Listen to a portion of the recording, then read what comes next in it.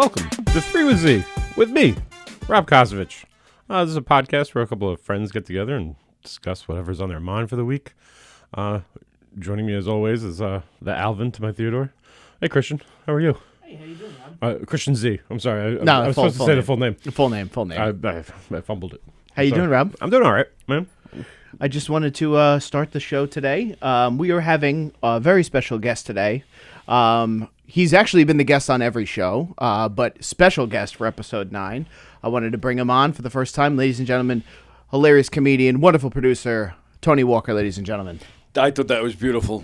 The Theodore to my Alvin, or Alvin, or whatever you said. Well, I thought that was beautiful. Well, I thought you'd be our Dave. He writes the tagline. He doesn't answer text messages, but he writes a tagline every week. That's all I do. He's dedicated to his craft. You think Dave fucked a lady chipmunk? Or did he find those chipmunks and then legally adopt them so he could better exploit them to do a job? Part of me is admiring that thought process. The second is, that's a whole topic, though. That's a whole topic. And I'm glad it's not one of ours, because you just scared the hell out of me. Is she dead?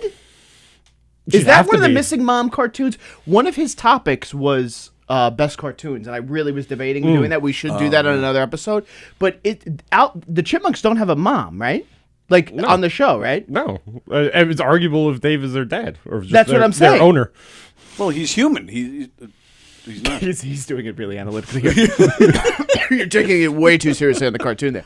But that's one of the ones I've always worried about. Growing up, I remember I used to think, like, there were a lot of missing moms on TV cartoons. That's a big theme. Yeah. And that almost right. Well, then you There you have go, Bambi. Is that before your time, Bambi? No, but I mean, the mother dies in the beginning of Bambi. That was, people used to say that was the most traumatic part of some people's childhood, was seeing sure. that. it's I pretty would tough. go with that, yeah. But now look at television the children are watching, and it's nothing. My sister got mad at my niece and nephew. I babysit quite often. Have you ever seen, I know you're not around children that much, Rob, or no. Tony is, though, with that. Have you seen them watch freeform, like, YouTube videos where, like, it's a family doing a YouTube show? Have you ever watched that before or seen that? How old are your kids? My kids are 26 and 27. That's why they're not watching that. I'm old. I've seen, so Emmy and Julian are 5 and 8. It's like a family. I would love to Right, just so it's like a family of streamers? yes. It really fucking disturbs me. Yeah, those though. are weird. They're really upsetting. So when I was FaceTiming my sister, they were over the house and they were on the couch and they put on YouTube on the television. It was this family called the Addies or something like that.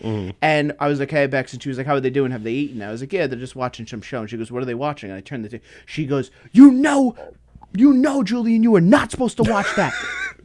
And I was like, "What's the problem with it?" She goes, "I don't want that." She goes, "The father does the whole video. It's really creepy." And I'm like, you know what? I really agree with you there. And then I watched it for another 10 Yeah, minutes. exploiting your kids for content is It's bizarre. weird. It was very, very And bizarre. like, especially, like, I don't know how young these kids are, but like some of those families where it's like they have like 5 kids and they're all like under 12.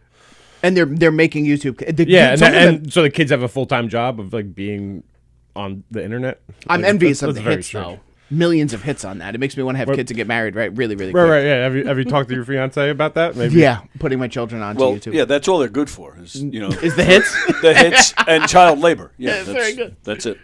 So Tony's other topic that I was really interested in was farts in movies. I knew you were Farts fucking, in movies. I Yeah, knew that was you. one of them. I wanted to do that really bad. Do you just have one off the top of your head that you know is your favorite? This at my job, we all know what I do for a living. That topic really fucked me up because I was sitting there for an hour and a half thinking, I was like, what is my favorite fart scene in a movie? And it really boggled me more than any of the topic we thought about. I can't. Wow. I was thinking of the movie Jack with Robin Williams, where he lights it on fire. Does he? Yeah. Yes, that was one of my. It's not your classic like laugh out loud fart scene, but that's the one that popped into my head. Right, like the first one I thought of was the clumps in Nutty Professor. Yeah, like that's like yeah, that's the popular one, I think. Yeah. does he light a fire or the fart on fire in Dumb and Dumber? Does Jim Carrey do that? Oh, I think he does. He Or does. one of them. Or Ace Ventura. One of those he's lighting a fart on fire, right? Yeah.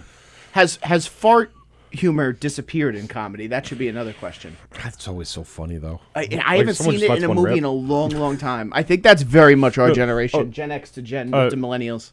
My other one was, does the scene in Bridesmaids when she shits in the street, It starts with a bunch of farts. Does that count That as a fart counts. scene, No, or, that or it's a poop scene? It absolutely counts.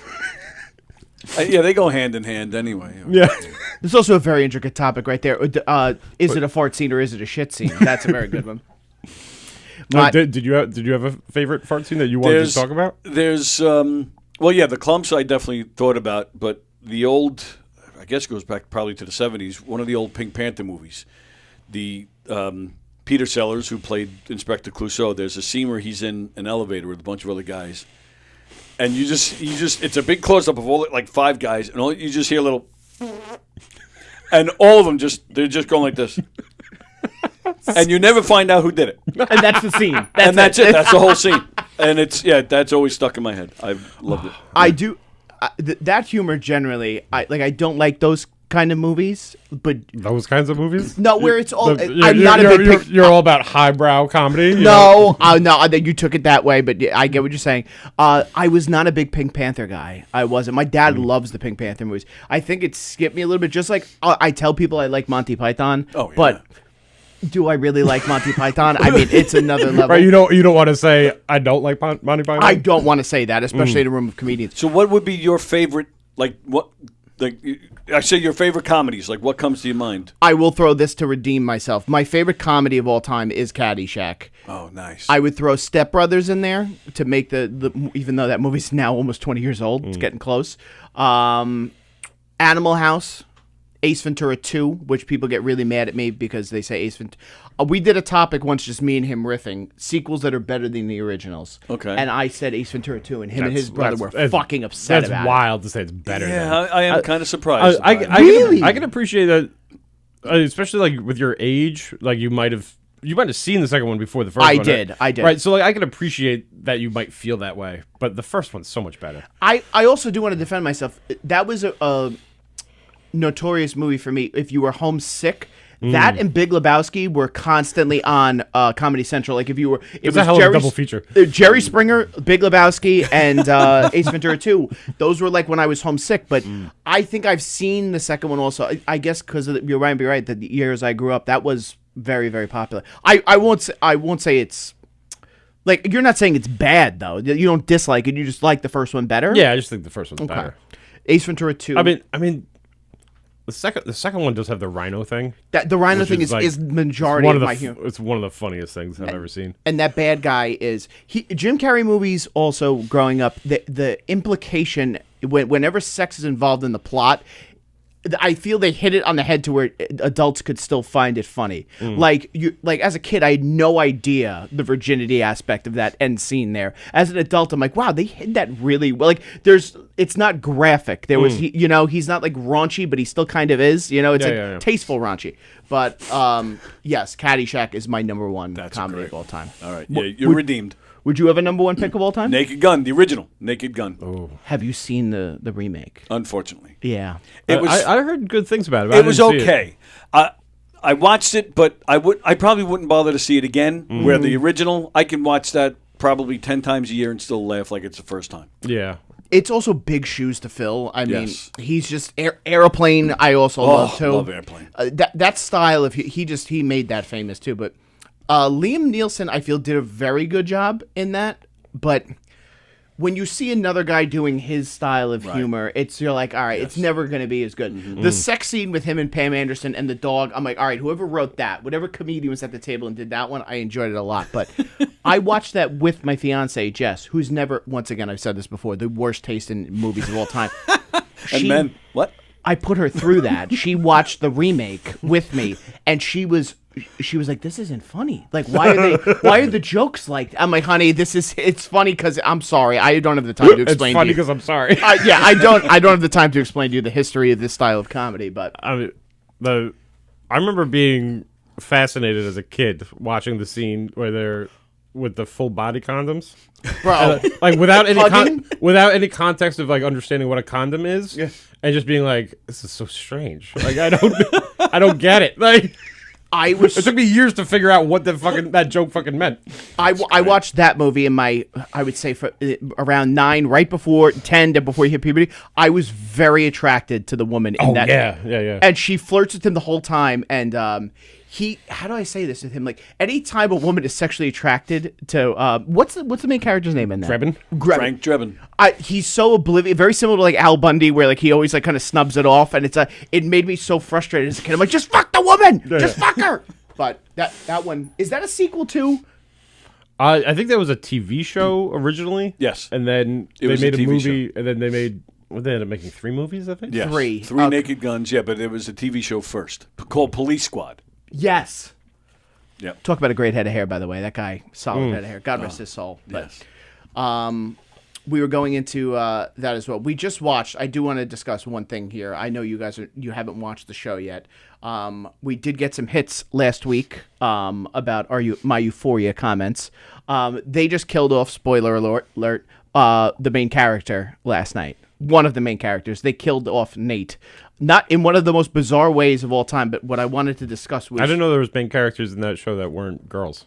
Oh, no, Jacob Ghilardi. Your boy. Frankenstein, baby. But I thought he was like a side guy. He's the bad guy on it. Yeah. But this season, the complaint people are having is this third season, it's almost slapstick humor. And I said this, I don't want to repeat myself from last episode, but he took a completely different direction with this character. But he dies. This is what I wanted to put out there in the ethos with you two. Your worst way you could go, because I'm going to tell you the way this character died. What is one way you definitely do not want to die? I'm being on fire. But they say, ready? I'm trying to be a little from my old profession as a medic, as if anybody knows what it's like here. If you burn to death, apparently the first thing that goes is your nervous system. With you don't feel it anymore. I buy that because I remember one time working at a deli, I stuck my hands in the dishwater, and my hands, they hurt for a second and then it went away. I think I was just going into shock. So because you've washed dishes for an excessive period of time, you're assuming you can handle the water was burned hot enough that I stopped feeling how hot it was, then maybe fire would do the same thing. Was my point. What way do you definitely know? Look at Tony's fucking face. What way do? It's something involving my penis. Okay. Like my penis getting hurt. That would be my so hurt so bad that you die. Yeah, well, that's that's not. I don't want my last feeling to be my penis getting hurt in some fashion. So syphilis is out also. Like Al Capone died it rotted him all the way down. He was definitely thinking about it. Exactly. Jacob Ghilardi is not only buried alive, so he's buried alive. Okay, they put him 6 feet under, but it's the only one. They put a pipe to give him air all the way up through the dirt. Okay, and he's screaming the whole episode, "Help me, help me, help me!" So somebody hears him. The luck of this man, not only to be put in a situation to be buried alive, a rattlesnake goes into the tube all the way down, and then the last 15 minutes of the episode, you're wrestling with, he's trying to stay calm so that the snake doesn't bite him, and I go to Jess, I go, he's fucked. There's no calm when you're being buried alive. The snake goes all the way up his face, bites him directly in the face, and then he dies. Talk about a double kick in the dick on that one. Yeah, that sucks. I couldn't. The claustrophobia isn't even the problem with being buried alive for me. I guess this is part of it though. Like the being restricted to where like I know I'm out of control. That's my issue. Not the close space. I could deal with close space, knowing that I could do everything in my power and I still can't get out of it. That would fuck me up. But that's definitely going to be a big topic of conversation this week on Twitter. The way Nate died, but I wanted to go that way as well. Good for him. He's like a total piece of shit in that movie, right? He's not in the third season though. He's a big pussy in the third season. That's what everyone's upset about. But leading up to that, I think he's been terrible, right? I think the writer was trying to give everybody what they wanted and really fuck Nate up. Like he got his finger cut off, he got his coat cut off twice. Amateur. Yeah, buried alive. I mean, but overall, the last episode is this week, and I'll give a full review on what I think. I think Zendaya is probably going to go to. That's my guess because I don't think she wants to be on the show anymore anyway. She makes enough money doing movies, but the other thing I did want to discuss here as well, going into it, my fiance did a lovely thing. She survived her first hardcore death metal show this week. Nice. We were going into. I got tickets to go see Paleface Swiss and Lorna Shore. And my friend Chris bails out at the last minute, last 45 minutes. He's like, I can't go.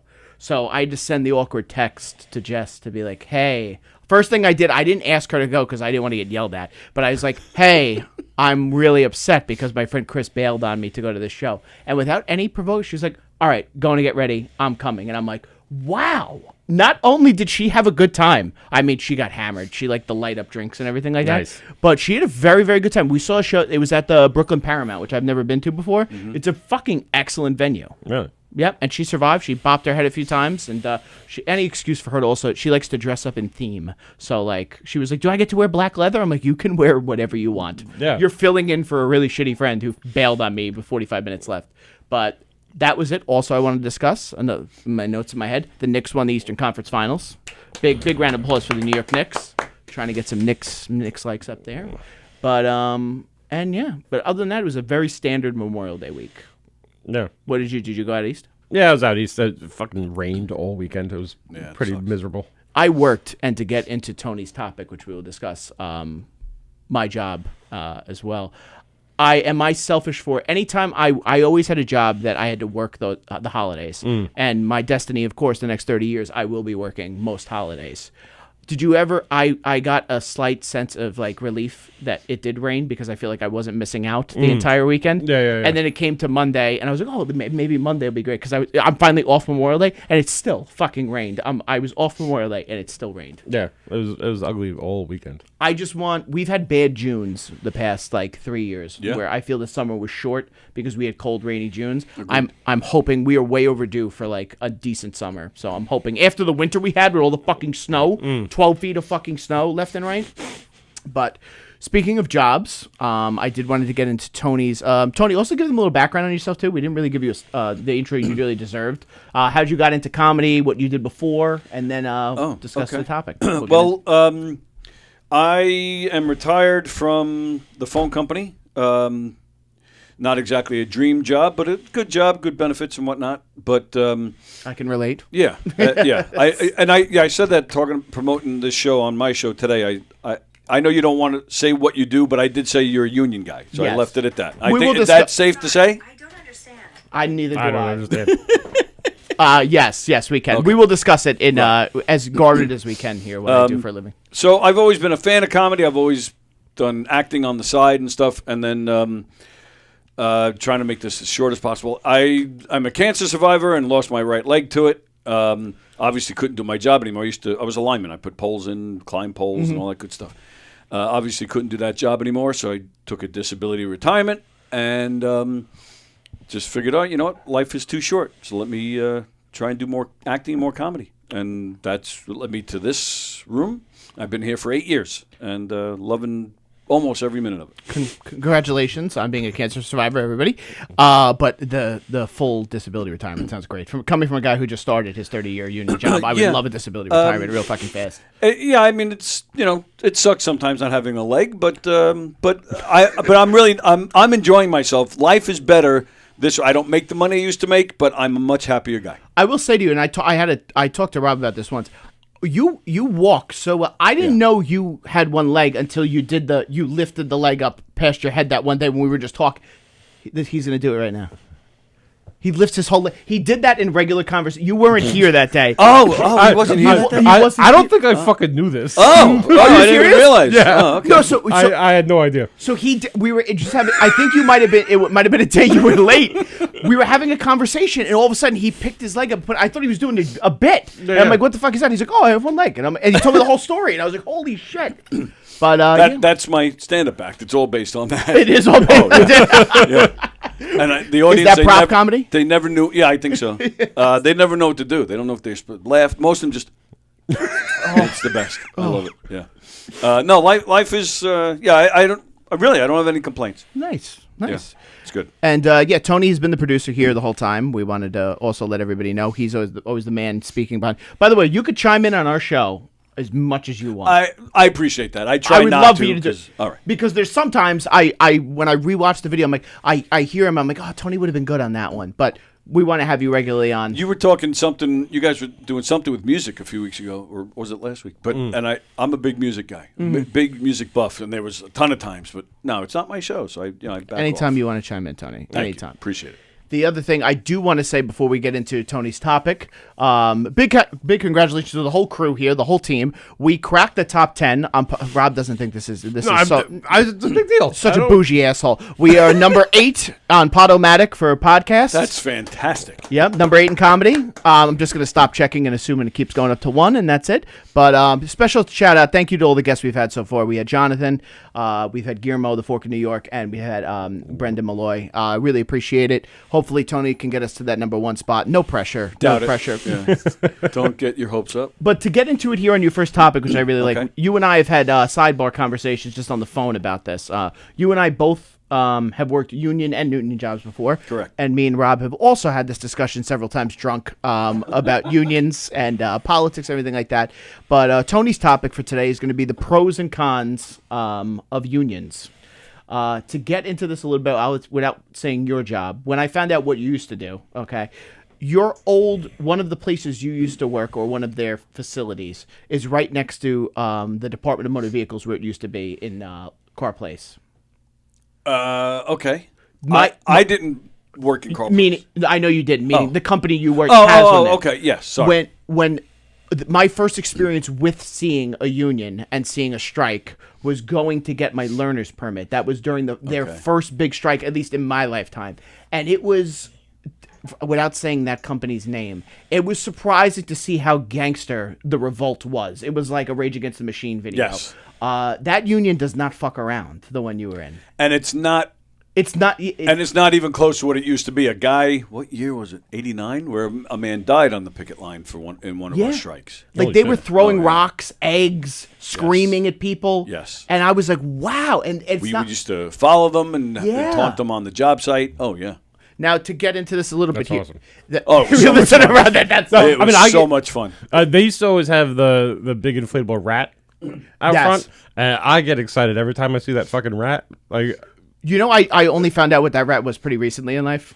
I always just assumed it was just like it was an inflatable. I didn't know it had anything to do with unions or strikes until like you just thought sometimes people were out there just celebrating rats, having a rat party.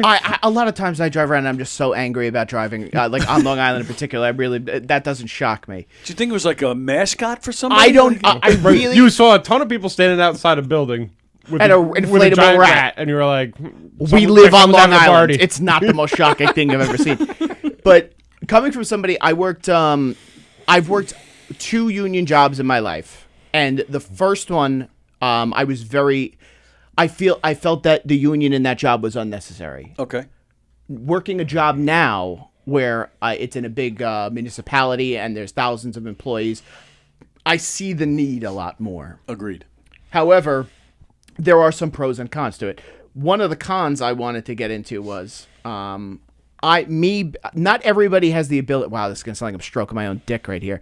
I really like to negotiate on my own behalf a lot of the time. Meaning, like when I would like to go for raises or anything like that, and Rob has heard me way too much in the middle of negotiations with my old job. I'm big on I ask for a raise. If they give it to me, great. If they don't, I quit. Oh. I was big on that. I've done that a few times. Mind you, it's going all in poker, and you better be really good unless you're doing that. I was confident that I was very good at my job, and it would ultimately do it. But in terms of that job, I always wanted to negotiate my own raises. Being part of a collective bargaining agreement now, I understand that would be completely impossible with 35,000 employees or whatever it is. And I do like my reps for the union I work for a lot, and they do get us everything that I feel we really do deserve, plus a little more. I do. I think so. No, you deserve every bit of it. I wouldn't absolutely. say a little more. Absolutely. Some places though, like my old job, I think it was 75 employees, and the union it gave me a real bad taste in my mouth because my union reps were, I don't know if you ever worked at a place like this, where they were almost like your second managers. Like they would come up to you and they would speak to the managers a lot. It was almost like you were getting in trouble again. Right. And whenever you needed them, they weren't really going to help you anyway. Right. So I walked into this job with like, oh, this is going to be another. And my union reps are amazing for this job. Like I consider them friends. I talk to them all the time. But me being the con side of it, I would say very heavily dependent on the company you absolutely work for. Well, I mean, that's what a union is. It's power in numbers. You know, so yeah, it's. And that's actually one of the cons I put down was the members, because you have most of them don't most of them don't really pay attention. They just want to know, how much am I getting? When am I getting it? They don't get involved. There are plenty of members that take advantage of certain things. And a lot of members that just don't pay attention to things. So it's a struggle. It's the ones that don't do their jobs. Yeah. They make the rest of us look bad because they're getting the same things that we're getting. Yes. Which is a pain. But the majority are good people, good working people. I truly believe that the majority are people that want to do their job and do it well. They just want to be, compensated correctly or appropriately. Yeah. But that is one of the members, can be a pain. My father worked a union job as well. I could say what my dad did. My dad worked for the post office for 52 years. Wow. God bless the guy. 52 years. Yes. Holy cow. His complaint against unions is, and I've heard this one a lot, you only care if you're a bad employee. How good, the union only protects the bad employees. That's what he always used to say. Mind you, he was a guy who stayed very low key and never called them for anything or anything. Right. So he always saw. And I said to him, like, what do you expect though? They're not going to not help the guy who is constantly in trouble. That's you should dislike that guy more than you dislike the system that's protecting the guy. I get it, but as a union rep, we hated representing those guys, the ones that are in trouble all the time, because you want to just smack these guys. What are you doing?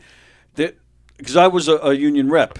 There was one guy, we had to send a bunch of guys upstate somewhere because they had some big storm and, replacing poles and the whole infrastructure. This is back in the days before weed was legal. This guy had weed FedEx to him at his hotel. I mean, I go on about this one particular guy all day. How did they catch him? I don't know. I don't know if it smelled. I don't know. But was he stoned on the job, or was it just him having it was the issue? Well, the fact that as soon as the package arrived and it was addressed to him, it never even made it to him. Immediately, wow. Whoever received the package at the hotel, they found the proper channels, and the company had this package. It never reached this guy, but because his name was on it, right. he was getting in trouble for this. So this is obviously a genius who works. He put his name on a drug okay, and that's what I mean. The stuff that those types of people you take the attitude. You try to think the best of everybody. You say, okay, well, and what we did to save this guy is we sent him to rehab, and all right, he has a problem. Yeah, it's a his brain is the problem. He put his name on a fucking drug package. Right. And there are guys too that. Because the union can get you, so much in benefits. Mm-hmm. We had a guy that went out on this type of disability, that type of disability, this type of leave for a family member. This guy worked maybe 3 months a year. And even then, when he was there, we didn't know where he was half the time. This is before we didn't have GPS back then either. So this guy was able to just take off. And, but nobody wanted to rat him out or anything. Yeah. So you do the job with one less guy. You do it. You go back at the end of the day. This was done, and you don't get into those details. You just tell him that it's done. And this guy was my hero. This guy did 30 years of this. I was there when he first started. He came and worked with me, and I just bumped into him last year, and he told me he just retired, and he did 30 years of that. Where I'm telling you, maybe 3 months a year he showed up. He's like the guy from Office Space. Yes. Maybe for 15 minutes a day, I would do actual real work. And the foreman used to come to me. They would tell me flat out, we can't wait to nail this guy. But he would have 3 or 4 different addresses listed on his personal record. Yeah. Whichever one they went to, he wasn't there. So they would never, and he said, well, I have these other addresses, or I was at a doctor. I took the kid to the doctor. Like he always had. So he's very good at getting out of it. He was a master at it, and he did it for 30 years. Ow. And full retirement. He won. He beat them. Totally. They never caught him doing a thing. They never caught him. Yeah. And that's embarrassing and pisses me off, to be honest with you. I feel like, because that's not how I want the union to be known. I don't want to be known as somebody that can do something like that. But at the same time, I'm like, well, screw the company, good for him. Right. It's a weird thing because I wouldn't want to fucking work with that guy. I wouldn't want to cover somebody all the fucking time. But at the same time, it's kind of like, Man, if you do it for 30 years, I'm kind of impressed. Like, that's, absolutely. That's Absolutely fucking right. pretty awesome. Can you get him as our guest for next week, please? We could blow his face out. He could do like a testimonial. I bet you he would do it. Yeah, it's an amazing story. Wow. Crazy. But then I also think too, like you're talking about unions that aren't useful. Again, being here in the comedy club, a lot of these comedians, try to get work in movies and TV. The actors union. I mean, that union is almost useless. They pay a lot in dues and they don't get a lot in return. And there's a lot of rules of do's and don'ts. My friend is in that union, and I've asked him a lot of questions, especially over the past few years when they were negotiating over like how they're using AI and streaming and everything like that. Yes, I was shocked looking back now, I'm like, it makes more sense. The 99% of their membership isn't the earners of like Tom Cruise, who's in that union, everything like that. Right. So a lot of the votes that are going to that are people who aren't like dying to get the health benefits, and but that union necessarily, like, even my big problem with their negotiations over the past few years was when they were going against streaming. Like the actors were like, oh, this is for us, this is for us, this is for us. I knew when all those apps weren't going to take a hit and be like, all right, we're going to pay the actors more.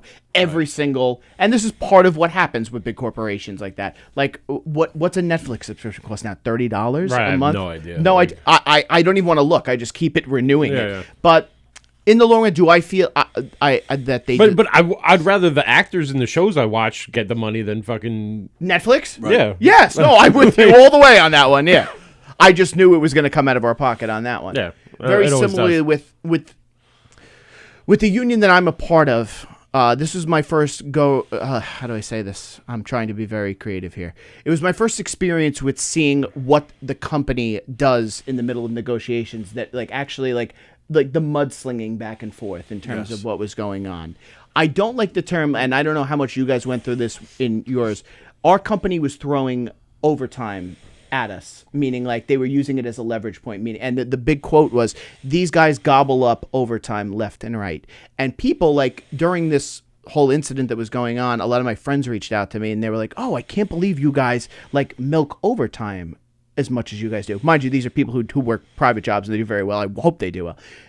Overtime is mandated at the job I work. So what that means is the company I work for would rather mandate overtime and add it to jobs which I am forced to work, and mind you, I get paid. However, instead of hiring new employees to then cover the book, because they have to cover the health insurance package, the life insurance benefits. It's cheaper to just pay the overtime. It is. That should not be a negotiation point used then by management, because it's due to poor management. Right. That's the only reason. Mind you, also, if I was on the board of the company I worked for, I'd probably throw the same mud back. I mean, that's what they do. Well, yeah, look at all this overtime you guys take. It's like, mind you, we have to, because someone has to be even working. if it was voluntary, where it is. There's times like I could work my days off if I want to. It's not like I have a job where I could punch in and not be there. I'm working entirely my whole overtime day, which is time away from your family, which is more wear and tear on your body. I do get it. Like, I am very pro-union now, actually working in a job where I see that's extremely necessary.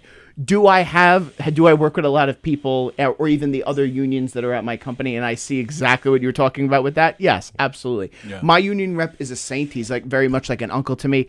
And I hear the trauma in his voice a lot of the time, where like he's been the disciplinary rep, I would say, for like, I think it's like 17 years. So he's heard every phone call you could ever think of all time. The funniest thing about him, though, is when I call him when I actually have ever thought I was in trouble, he goes, whoa, shh, not a big deal, no, not a big deal, calm down, relax, not a big deal. When I call him and ask him, like, hey, can you help me get like this personal day? He's like, oh, what do you think I could do here? Wow. It's always the opposite. Yeah. It just shows you that he's been beaten left and right over the phone. Mind you, he answers every single time for me, and he's a fucking saint. Shout out to that human being. He knows who he is. But what would you say some of the... How long were you a rep for? 10 years. 10 years. Yeah, were you a discipline? Like my union there, each rep has their own like thing they cover. One does the overtime, one does the insurances. And I was for a particular department. So anything that went on in that department came to me. Okay. Yeah. Yeah, disciplinary. Yeah. The keeping the overtime list fair, because we try to keep the hours as equal as possible. And We don't even that one. That was a tough one.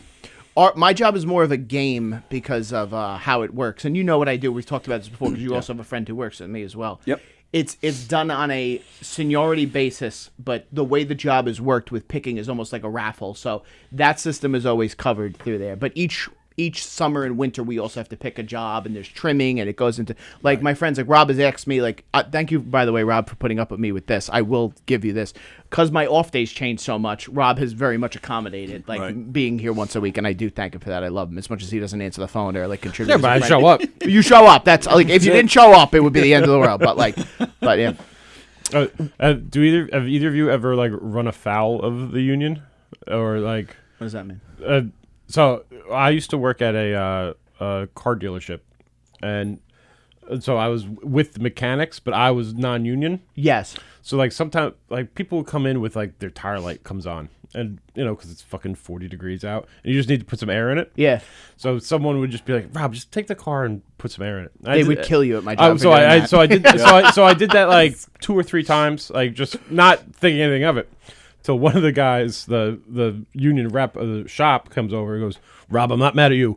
This guy can't fucking touch it. Yes. So he's like, that's billable hours. It's all this. And I was just like, Frank, I just did what I was told. I didn't mean to do that. I'm really sorry. Then I never touched an air hose again. But just trying to respect the union while I'm not a part of it. Yeah. And trying to be I'm not trying to fucking fuck you guys at all. But I at least I had a very good relationship with that guy. So he really wasn't coming at me at all. But I could have seen someone really taking a problem with me. After that, if you did something if I did it again, yes. then they would have seen you in a different light, and you probably would never in that world escape that rep. Yeah.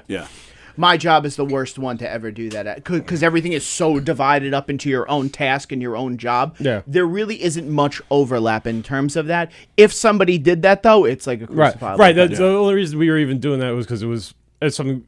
If they checked you in and did it the right way, it's going to take an hour and a half, or I could get you out of there in 5 minutes. So just kind of be just move them along or whatever. Yeah. But unions don't want you to do things faster. That's the big thing. Well, right. I mean, and that's actually one of the pros I have. It's not so much. I mean, a lot of people think of it as time billed when it could you get billed for an hour and a half, but it can only take 5 minutes. And the common thing is people talk about the highway guys. How many guys just stand around in a circle? But I mean, I get a little mad about the stop sign guys. Yeah, well, the flaggers. You mean yeah, that's a flagger. Yeah. But they're most likely getting paid a lot less because their job isn't the same as going up and to handle live electrical wires. So, and somebody's got to do it, and that's. Oh no! If I see a guy in a bucket, that's different. Right. I'm thinking of. But that's one of my pros with unions is doing a job safely. Yeah, you do see the guy standing in a circle, but it's not always the same guys because the guys that are working, there's safety protocols. And you need that guy with the stop sign because you'd be surprised, and I've seen it. Guys who will speed or come really, come through the job site. Especially on this island, the worst island to drive on in the fucking world. Yeah, I was doing a job not just right over here by the Wanto Parkway and Hempstead Turnpike. I was doing a lot of underground work. Installing pipes underneath ducts. I had a 20-foot piece of PVC that I'm walking and I'm heading over to the trench, and we had a bunch of it. There's a car stereo place on the corner, if you're familiar. Yes. We had all of our stuff in there. This car came flying through, didn't even hit the brakes. I mean, this guy came flying through. He hit the pipe that I was carrying. Jesus. Smashed to a million pieces. I didn't know what was going on. He went, boom, right into the pile of pipes. He was drunk. Yeah. But we hope, right? But that's what I mean. You need the guys with the signs to remind people to slow. Believe it or not, you need that. So that's what I mean. The people on the outside, they don't think about those. They don't realize that. Yeah, there's safety protocols, and you're handling electric. You shouldn't be up there. I don't know, whatever it is, more than 8 hours, because if you get fatigued, for his safety and for yours, you don't want him up there. So and that's those are the big pros, in my opinion, for unions. They train right. They make sure that everything is always safe. A 40-hour work week was due to I unions. didn't know that one which until you told me that. everybody benefited from. Yeah. Which then I goes... mean, weekends. Like, right. And then overtime. Yeah. You wouldn't have overtime if the 40-hour work week wasn't established. The benefits, and not just health benefits, but 401ks and discounts at like The my union pensions, had discounts at Costco. You get there's I and we would even kill for that one right now. Yeah. I would fucking kill and for we that even discount. we used to get a card. Now it's probably a website or something, but it had a whole list of these different companies that gave our members discounts. Lawyers and certain doctors and automobile and all these different things. And then pay. Pay leads to a better quality of life, and better pay again motivates people to care and work harder. Yeah. If you don't mind me asking, because I am a I just started at my job the last few years. Have you ever been involved in a contract negotiation as a rep? No. Or that's another department in your union? Yeah, those are like The chairmans and the yes. Right, the presidents. Yeah, Yeah. I wasn't a rep where I was in an office taking phone calls. I was always out in the field, but I had a certain section of Nassau County where these guys, if they had an issue, they came to me. Your phone ring every day? I'm sorry? Was your phone ringing every day as a rep? Several times a day. Really? Oh, yeah. And that was the thing, too, part of our collective bargaining. As a union rep, if something was going on, I'm allowed to leave the job and go handle it. That is a cool benefit of it. Yeah. Yeah, because do you get paid for that from the union? the union, my particular union gave us a little something, but it wasn't anything like Right. like Worth 12 phone calls a day, or no, it wasn't. But but we were still getting full pay from Right. who Yeah. I worked for. So that's why it was worth it. But I got a little extra, and the union had appreciation dinners, and there'd be other events. There were fringe benefits, and it is also like depending on the union you're in. Mine in particular is very much of a fraternity, like a Absolutely. Again, Yes. And when I was sick, when I first found out I got sick, so like I said, cancer survivor, again, had to go for all sorts of tests. The doctor knew something was up. Had to get a bunch of tests.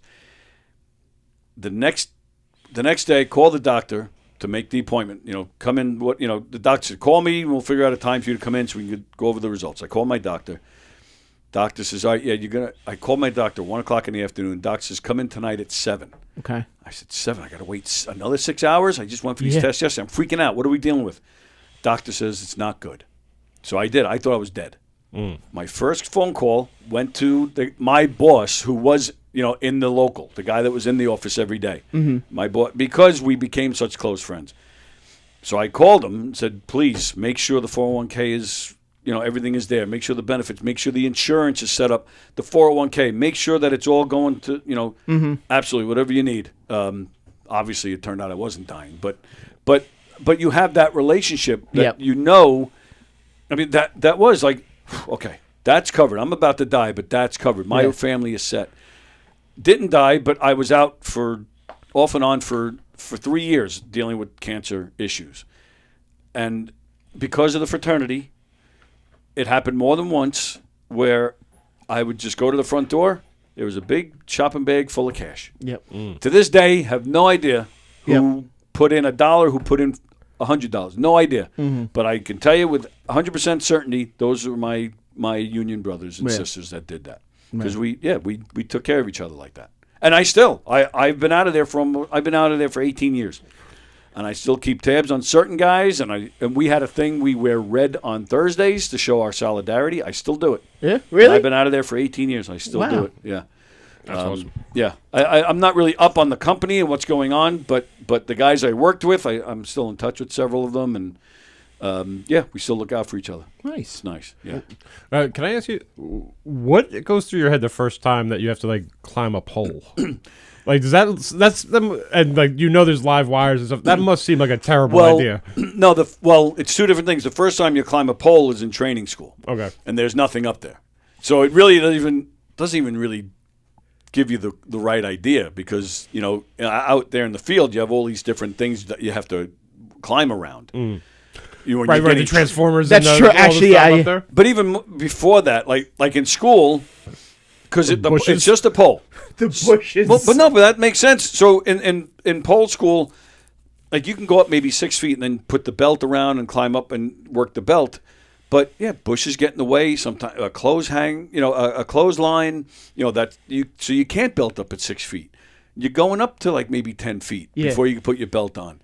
And it's only 10 feet. It's really not the end of the world, but it gets a little scary when you're up 10 feet. What? So what's a standard? That's standard? enough to really hurt yourself. Right. It's just enough to Yes. hurt yourself. Yes. What's a standard telephone pole? The height up there, like wait, well, because they're not going all the way to the top. I get right. that. So in Nassau County, Yeah.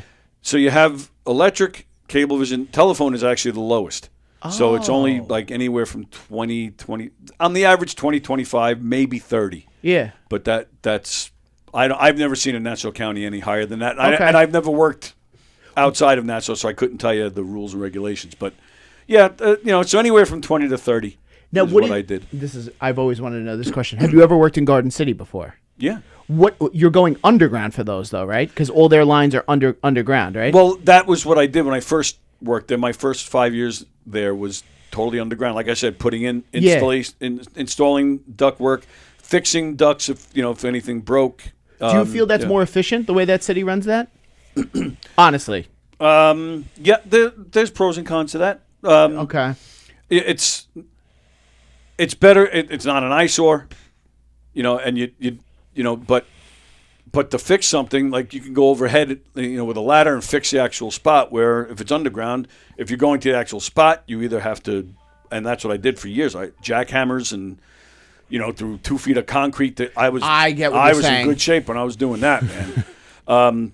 And then you're making a mess in a neighborhood and making noise, but or you're making a mess. Have to pull the whole cable out, and then you're knocking a whole neighborhood out of service if you're doing something like that. So I don't know. It's a little. I could interview Tony just on lineman work all day. Oh, This is I still love that. I had a friend from Texas visit, and like just walking out onto like Westbury Avenue in Carr Place, and he just saw like the bird's nest of there. I used to work across the street from a pole that. I don't know what was going on with that pole, but the pole was so bad when they installed new poles, they left the old pole. Like it's like no one wanted to touch it.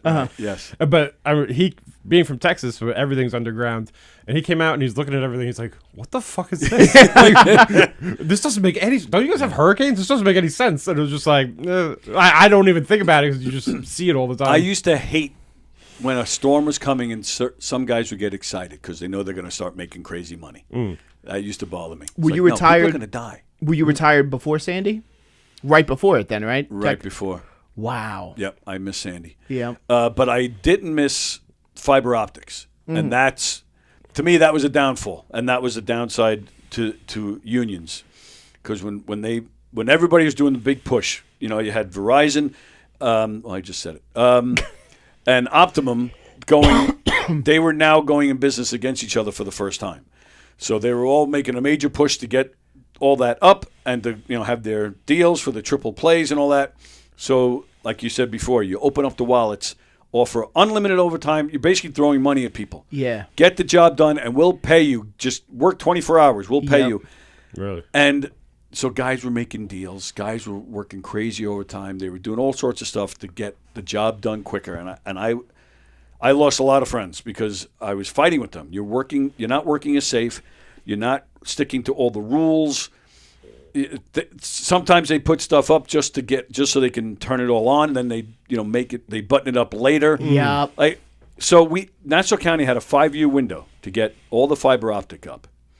It got done in 3. Wow. These guys, and they were happy. They made all sorts of money. The company's happy. Again, they figured out the secret. Throw money at them, and they'll do anything we want. So after 3 years, the fiber's up. Yeah. Now what? There's no work because the fiber works so well. So 2 years later, less than 2 years later, now guys, a guy who lives in Mastic, who works in Hempstead, has now been transferred to Brooklyn. Yep. Who's he calling? Me. Sorry, pal, but I can't help you. You're low on the seniority, so yes, you're due to go. If they're skipping the seniority or something, I could look into that, but they weren't. Yep. So guess what? You're stuck. Have fun in Brooklyn. Yep. And then I became They the dug bad their guy. own graves, essentially. They dug their own grave, but they don't see it that way. Yeah. I'm not, some of them You're to not this day. you're not protecting them or whatever. Like, Exactly. Some of them to this day still don't talk to me. Even though you warned them that this was going to happen. Yes. Yep. I just last Thursday, Mike Keegan did a show at the brokerage. Shout out to Mike Keegan. Yep. Yeah, I went to go see it. Mark Hirschman, you know, Yep. he was in the show too. Now, Mark is one of those weird guys that he lives in Levittown now, but he grew up in Valley Stream, but he's just one of those guys that knows everybody. Like how did that even happen? Yeah. He knows everybody. He knows a guy that I worked with at the phone company, and this guy hated me. Okay. I go to the show this past Thursday. Hirschman and Keegan are performing.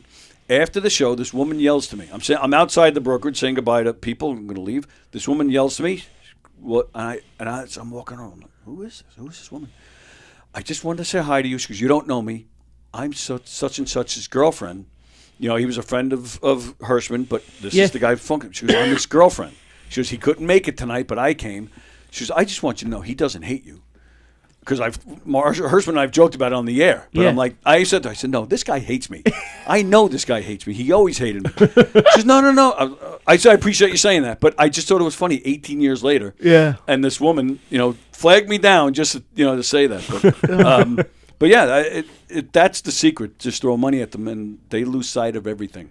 My other question here. This is turned into more of a great interview than anything. Sorry. No. This worked. This was a great episode. Coming from somebody who's also 90% of their career is involved in electricity as well. Big hint right there for the folks who are listening. Have you ever, if you don't mind asking this one, have you ever seen anybody hit live wire? Yes. It's scary. It is scary. I saw one guy. We were working underground. We were digging a trench. This guy had a pickaxe. He was hitting the dirt. And Just this, one second. I know, it's like a nice moment. No, the song is what did it. Right when he's getting to the traumatic part, the sweet little chime came on. And there was blood everywhere, children. And his head exploded. Dum dum dum.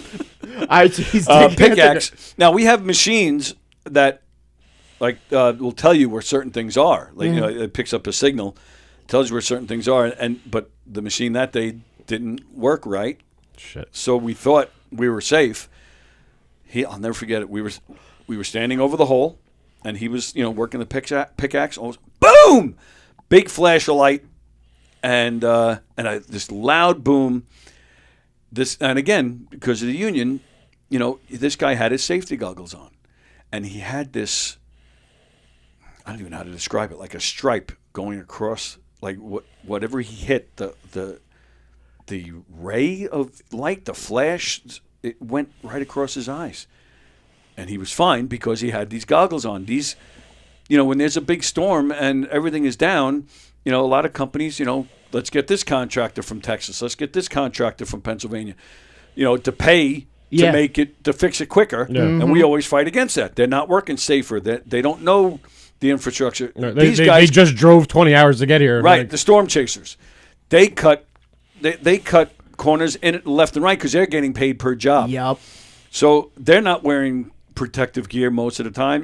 Our guys, the job takes longer, but and also these guys get to go home. Working with your team, you're also probably more comfortable because you also work with those guys every day, and you know each other's quirks and who's good at this, who's good at that. Absolutely. And now you're throwing it's like being on a team, a new wide receiver, and you're like, I don't know where this guy expects. Well, and I imagine when you have to come back to do work there later, and you could just find a mess. Yes, that's whoever exactly left right. It there, right? Right. After the storm is cleared off, a now year we have to later go back or and something, fix their mess all the time. But no, we didn't work with them.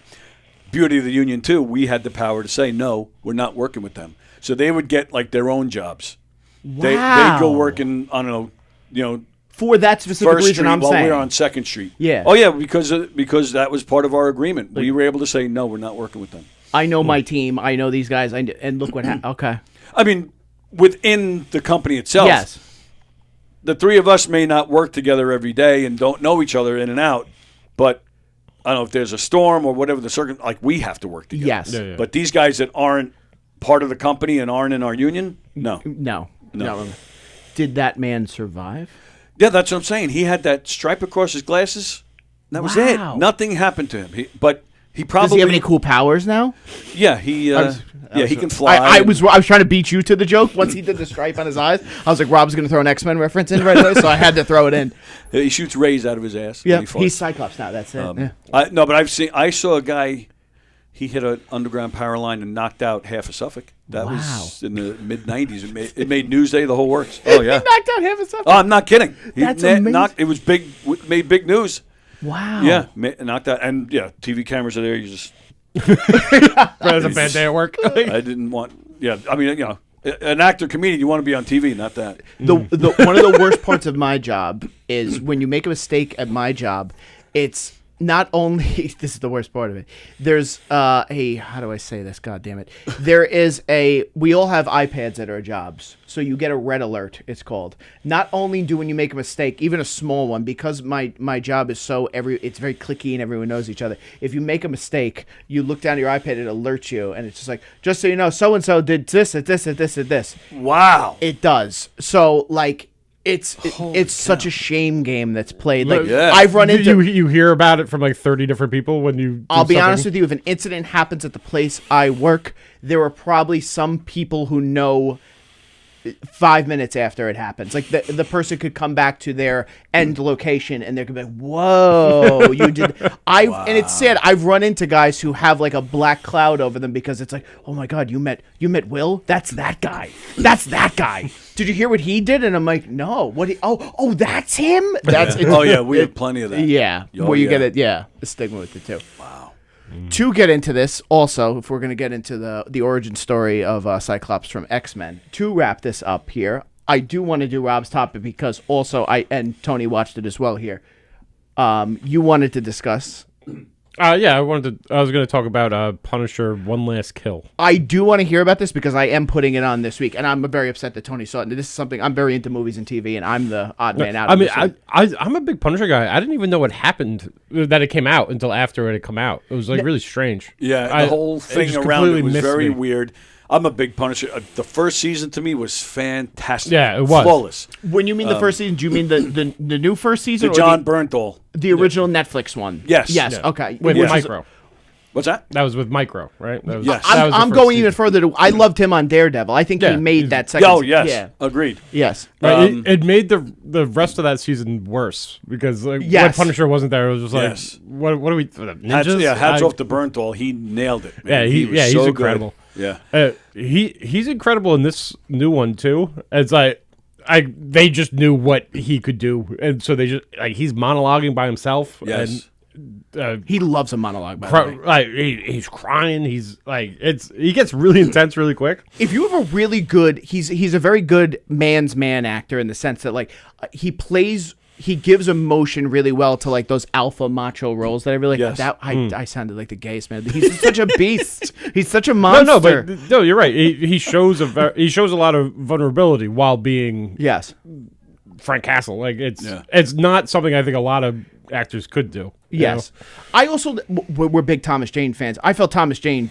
did it great also. Yeah, I love that movie. But it has its issues, but I love that movie. I could also see, like, not to make it sound like it's an easy role, I could see a lot of actors fucking that role up as well. There's like John Bernthal, he has like no reason to make that role as good as it is, because you could just be stoic and do your action scenes and call have it a great day, hair, and it would be like, oh yeah, that's Punisher, that's fine. Like, but the amount that he brings to it is really like incredible. Did you guys watch the Daredevil along with he comes into Daredevil and then they end it with this, right? He's in season 1 of the new Daredevil. So the one that everybody's talking about now, the one that ended, which I heard Daredevil, the end of Daredevil is exceptional. I heard. Oh yeah, this season it started off like but then the second half is fantastic. Right. I haven't finished the new season. Oh, okay. Does Frank show up in that eventually? He does. Not much, but he does. But this thing that came out, it's not even. They didn't label it as a part of Daredevil. Really? It's is it a movie or it's a show? It's a 45-minute special feature. Right. And it just comes up as like this is not for, this is violent. This is not for children or like whatever. There's like a warning before it, and just a special feature, and it goes right into. Does the he go on Punisher. a rampage? Is there any parts? yeah. Really? Yeah, about halfway through it like turns into the raid, and he's just fighting people. Yes. Like it's really interesting because it's like it almost feels like a parody of Punisher. Yes. Because like agreed. he like in the first 10 minutes he's doing the no Okay, thing. yeah. And then when Very good. when like it finally like really kicks off. So he's standing in a room. He gets lit on fire, and then he just stands there, and there's a music cue, and it starts. It's not Frank Sinatra, but it's some slow. I can't remember what song. It plays a slow song. I Okay. can't think of what it is now. And then he goes, and he starts his roar, and He hulks up. he does his Punisher roar. Yeah. And he runs through a fucking door, and it's fucking incredible. Your heart is a rock the whole time. But like, but like, this is what they should keep doing for the Punisher. Like, I don't know if you really need the season 2 was good, but it's tough to keep him going a whole season. Yeah, but I didn't get this. Like, what was the point of this? No, there was no feature? point to it. I don't think. I didn't get it. I didn't know get what it. I get what you're saying with that. I hope we're on the same page with this.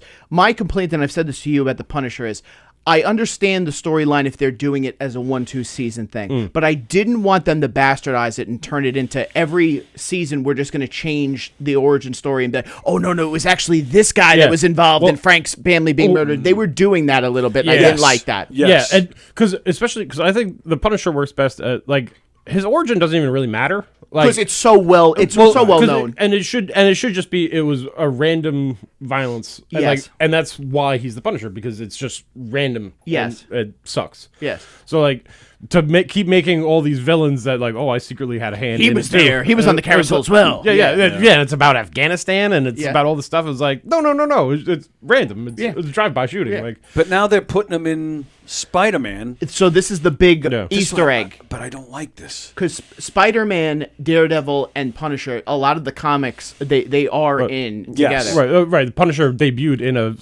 a Spider-Man comic, like, Which which I think is what they're doing. they've all said no. Of course, they're going to say no. Because Spider-Man ends up in jail. Okay, they're also putting apparently Frank is in jail as well. Not at the end of this. Oh, I'm sorry, I'm ruining this. Daredevil is in jail at the end. That's what they said. Okay.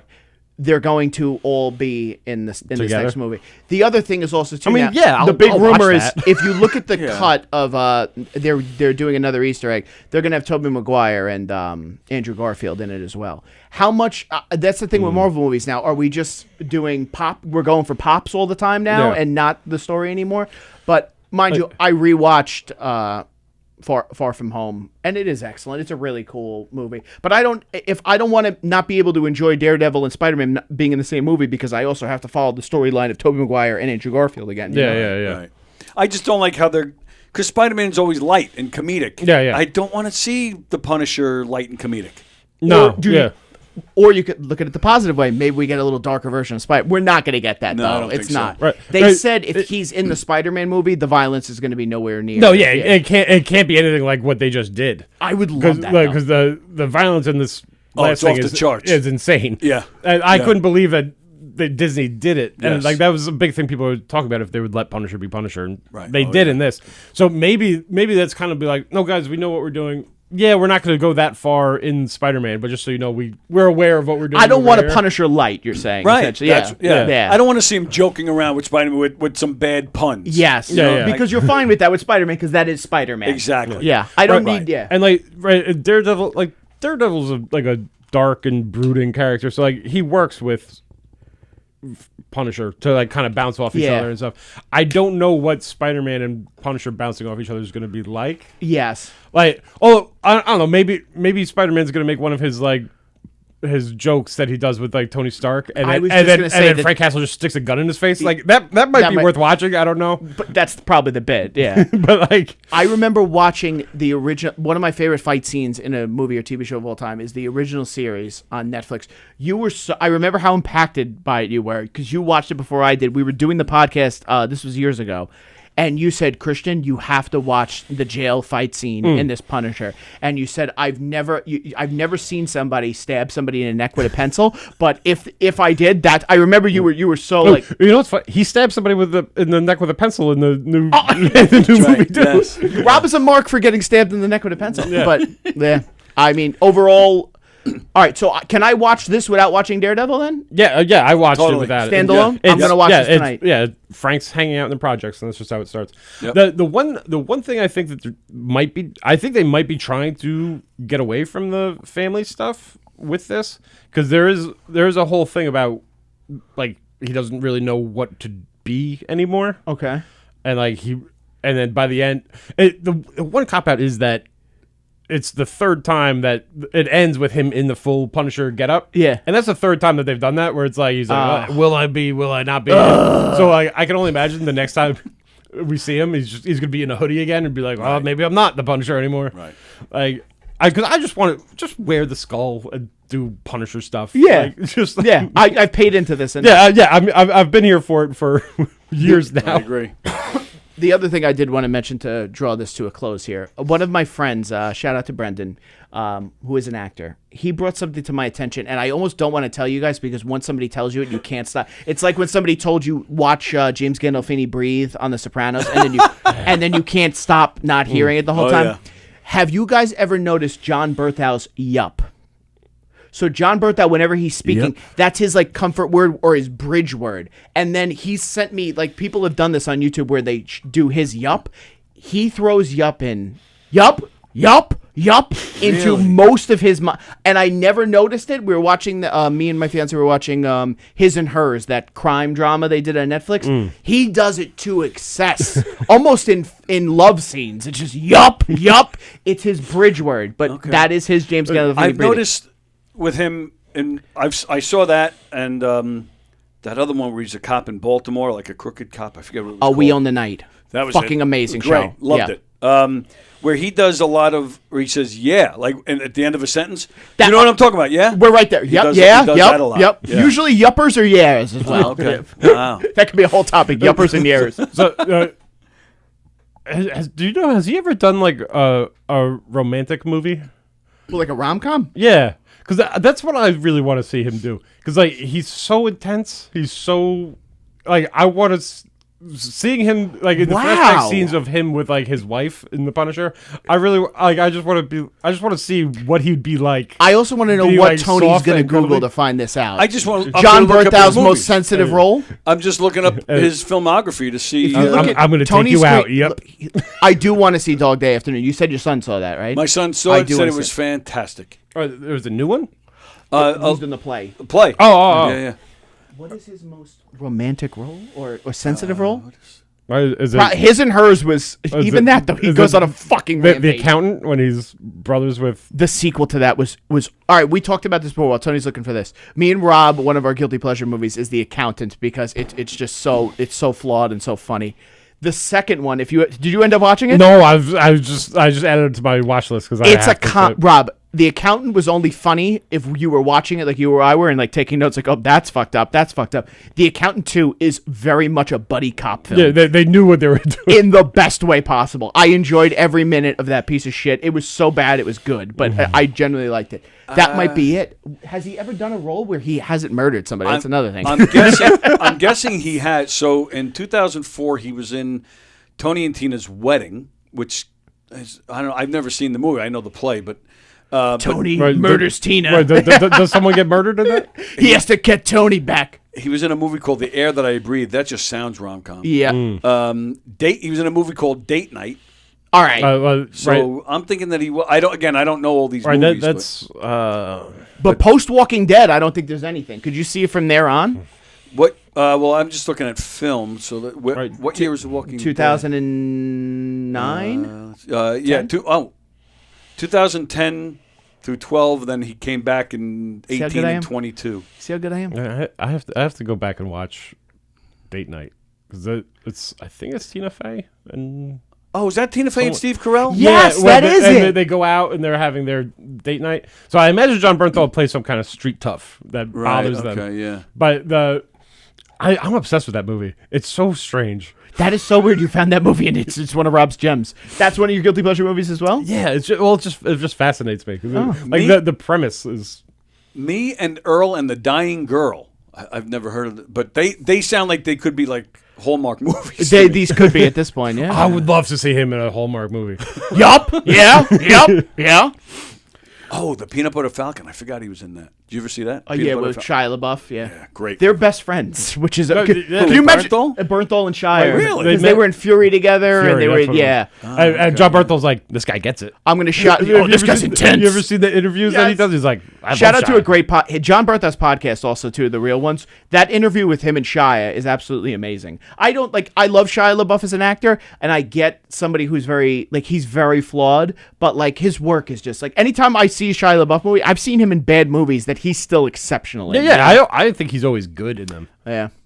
Well, to draw this to a yup and a yeah and a close, ladies and gentlemen, thank you, Tony, for coming on. And Thank please you. chime in all of our episodes Yeah. whenever you want. You are the third wheel here. Thank you, Paul. Absolutely love you. Yes, and we will also be on Tony. Can we give a shout out for your show as well? Absolutely. When are we going to be on? I don't even know. Is it this Monday? The first? This Monday the 1st. That's definite? Okay, cool. Yeah. What time is that show at? It's the Knock 'em Dead Comedy Show. It's on from 11 a.m. to 12:30 p.m. Awesome. Well, Rob, do you want to send him off? Yeah. See you later, kiddo. See you later, pal. Hang on. Okay.